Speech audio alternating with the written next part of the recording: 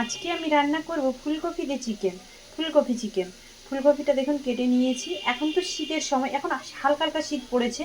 এই শীতের সময় যে প্রথম প্রথম যে ফুলকপিটা উঠে বেশি খেতে ভালো লাগে, পরে যখন হ্যাবজা হয়ে যায় অতটা ভালো লাগে না। একবার কিন্তু ফুলকপি চিকেনটা রান্না করে দেখবেন। চলুন, রান্না বেশি কথা বলে কীভাবে বানাচ্ছি দেখুন। এদিকে আলুটা একটু লাল করে ভেজে নিয়েছি, আলুটা নামিয়ে নেব। ফুলকপিটা হচ্ছে লবণ আর হলুদ দিয়ে ভেজে নেব।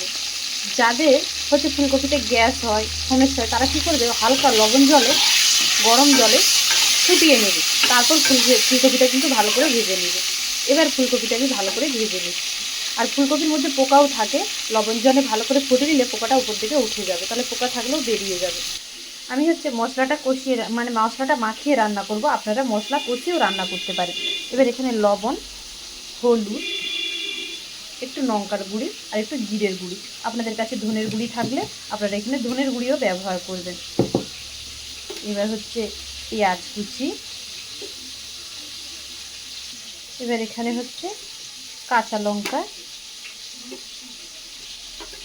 ধনে পাতা কুচি, এবার হচ্ছে পাতিলেবুর রস, আপনাদের কাছে যে কোনো লেবু থাকলে সেই লেবুর রসই দেবেন, টমেটো থাকলেও দেবেন। এবার এখানে হচ্ছে আদা, রসুন, লঙ্কা, পেঁয়াজ একসাথে বেটে নিয়েছিলাম। এখানে জিরে বা ধনে কিছুই নেই, জিরেটা একটু গুঁড়ো দিয়েছি। এবার হচ্ছে কাঁচা সরষার তেল দিলাম, দিয়ে এবার চিকেনটা যতটা পারাবে খুব ভালোভাবে চিকেনটাকে মাখাবে। হাতে যদি সময় থাকে মাখিয়ে কিছুক্ষণ রেখেও দিবেন, তাও দেখবেন খেতে দুর্দান্ত লাগবে। আমি তো মশলাটা মাখিয়ে রাঁধে দিই, আপনারা কষিয়েও রান্না করতে পারেন, তাও খেতে কিন্তু দুর্দান্ত লাগবে। যেরকম আলুটা দিবে ওইভাবেই ফুলকপিটাও দেবে। এখন ভালো করে মাখিয়ে নিয়েছি। এদিকে ফুলকপিটা কিন্তু লাল করে ভেজে নেবে, ভালো করে ভাজবে। একটু তেল না বেশি দিবে, কিছু কিছু রান্না তেল না বেশি হলে না ভালো লাগবে না।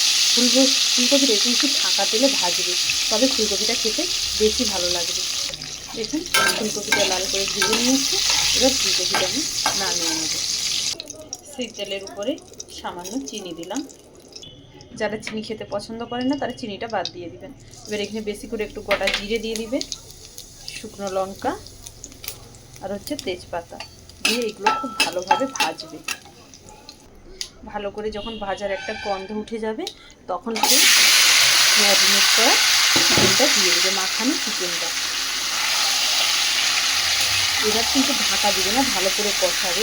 কেউ যদি মনে করেন আপনারা যে ফুলকপিটাও কাঁচা মাংসের সঙ্গে মাখাবে, আলুটাও মাখিয়ে একসাথে তেলের উপরে দিয়ে কষাবে, তাও ভালো লাগবে, কিন্তু তার বেশি ভালো লাগবে একটু ভেজে দিলেও বেশি ভালোটা লাগবে, সেভাবেও হবে।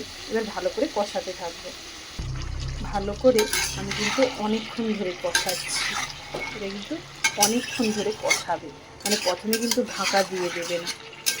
প্রথমে এখন আমি ঢাকা দিইনি, একটু কষিয়ে নিচ্ছি। আজকে কিন্তু আমি একটুও ঢাকা দেব না, আজকে শুধুই আমি কষাতে থাকবো। এইভাবেই কষাবে, তবে খেতে কিন্তু ভীষণ ভালো লাগবে। দেখুন অনেকক্ষণ ধরে ধরে কিন্তু এটা আমি কষাচ্ছি। এবার হচ্ছে আমি ভেজে রাখা আলুগুলো দিয়ে দিচ্ছি। ফুলকপিটা আমি একটু দেরি করে দেবো, আগে আলুটা দিয়ে আমি কিছুক্ষণ কষিয়ে নিই। আর আমার যত ভালোবাসার মানুষ সবাই ভালো আছেন তো, সবাই সবসময় ভালো থাকবেন। হয়তো আপনারা বুঝতে পারছেন যে এখন আমি হয়তো সত্যি বলতে না, কদিন ধরে আমার শরীরটা এতটাই খারাপ, কী হয়েছে বুঝতে পারছি না। মানে কান থেকেই সমস্যাটা হচ্ছে। ডাক্তার দেখাতে গিয়েছিলাম, তাও কিন্তু তারপরে মেয়েরও এখন ছোট, এই জন্য একটু চেষ্টা করি তবু খেতে থাকি। দিয়ে আলুটা দিয়েও ভালো করে কষাচ্ছি। কিছুক্ষণ আলুটা দিয়ে কষিয়েছি, এবার সেই ফুলকপিগুলো দিয়ে দিচ্ছি। দিয়ে এবার ফুলকপিগুলো দিয়ে আমি একসাথে এবার ভালো করে কষাবে। এই মাংসটা কিন্তু কষানোর কাছেই সব, যত ভালো করে কষাবে তত কিন্তু মাংসটা খেতে সুন্দর হবে। দেখুন তেল বেরিয়ে গেছে, পুরো কিন্তু ভালোভাবে কষা হয়ে গেছে। একটু দেখুন জল নেই, আমি আজকে একটু ঢাকাও দিইনি, এইভাবেই কষাতেই আছে। এবার এখানে আমি পরিমাণ মতো জল দিয়ে দিচ্ছি। আপনারা ঝোল খেতে চাইলে ঝোল করবেন, গামাখা খেতে চাইলে গামাখা করবেন। আমি কিন্তু গামাখাই করব। না বেশি ঝোল আর না বেশি। এবার কিন্তু আমি ঢাকা দেব। এবার এটা আমি ঢেকে দিলাম। এবার এই গরম মশলাটা বেটে নেব, এলাচ, লবঙ্গ, দারুচিনি, কেউ গোলমরিচ দিতে চাইলে গোলমরিচ দিতে পারে। এবার আমি ঢাকনাটা খুলে নেব। ভাতের জন্য আমার রান্নাটা কিন্তু পুরো কমপ্লিট। এবার সেই বেটে রাখা গরম মশলাটা দিয়ে দিলাম।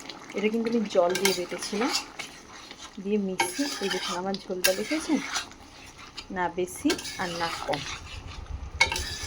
এটা জমে গেলে আরও শীতে যদি এইরকম একটা রান্না হয়, শীতের শুরুতে জমে যাবে। এটা রুটি, ভাত, পরোটা আপনারা যেটার সাথেই খাবেন, রাইস সেটার সাথেই কিন্তু বিশাল লাগবে। ব্যাস, এটাকে এবার নামিয়ে নেব। কড়াতেই এরকম ঢাকা দিয়ে রেখে দেবো। আমার রেসিপি যদি ভালো লেগে থাকে সবাই ভালোবাসা দিবেন, সবাই সাথে থাকবেন। নমস্কার। আর কারা কারা খেয়েছেন অবশ্যই জানাবেন।